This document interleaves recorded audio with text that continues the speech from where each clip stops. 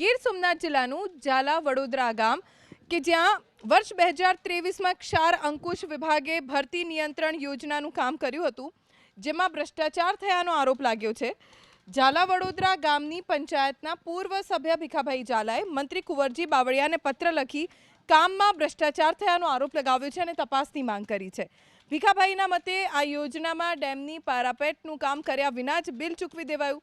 એટલું જ નહીં, 16 ટન લોખંડ બારોબાર વેચી નખાયું। આ મામલે નાયબ કાર્યપાલક ઇજનેરનું કહેવું છે કે નિયમો મુજબ કામગીરી થઈ હતી।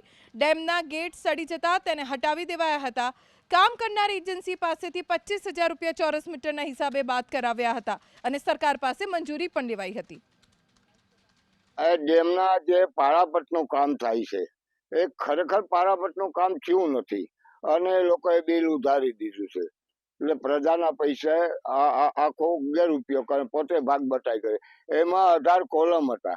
18 કોલમમાંથી જે જાડી પ્લેટો જે દરવાજા માટે જે પેલા જે ગેટ હતા ને દરવાજા ખોલવા માટેની, એ જાડી પ્લેટો એમને સહી સલામત હતી। 18 કાઢી અને ખરેખર કટિંગ કરવાને બદલે ઈટાથી વાપરી અને તોડી ફોડી કટિંગ કરીને બારોબાર વેચી મેળવ્યું, અંદાજિત 16 ટન। એટલે મારી તો માગણી છે કે ખરેખરની તટસ્થ તપાસ થવી જોઈએ। અને જ્યારે અધિકારીઓને ફોન કરીએ રવિભાઈ સામાણીને, તો રવિભાઈ એવો જવાબ દીધો, મેં તપાસ સમિતિ નિમી છે, હમણાં બિલ નહીં થાય। એટલે બિલ તો કરી દીધું।